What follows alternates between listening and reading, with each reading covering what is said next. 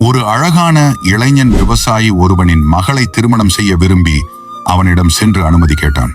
அதற்கு அந்த விவசாயி அந்த இளைஞனை பார்த்து சொன்னான், இளையனே, நீ என் மகளை மணக்க விரும்பினால் நான் வளர்க்கும் 3 காளைகளை அடுத்தடுத்து அவிழ்த்து விடுவேன்.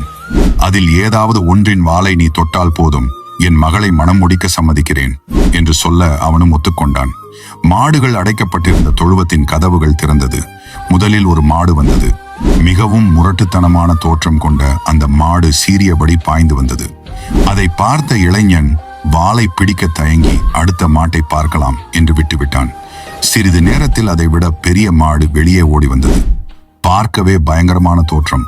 அவனை முட்டி மோதி கொள்வதற்காக கடும் வேகத்துடன் ஓடி வந்தது. இளைஞன் அச்சப்பட்டு இதுவும் வேண்டாம், 3வதை பார்க்கலாம் என்று முடிவு செய்து வேகமாக ஓடி பாதுகாப்பான இடத்தில் நின்று கொண்டான். ஓடி வந்த மாடு அதே வேகத்தில் வேலிக்கு வெளியே ஓடிச் சென்றது. 3வது முறையாக கதவு திறக்க அப்பொழுது வெளியே வந்த மாட்டை பார்த்து இளைஞன் முகத்தில் புன்சிரிப்பு வந்தது. அவன் வாழ்க்கையில் பார்த்ததில் இதுவே மிகவும் பலவீனமான மாடு. எலும்பும் தோலுமாய் பார்ப்பதற்கே பரிதாபமாக ஓட முடியாமல் ஓடி வந்தது.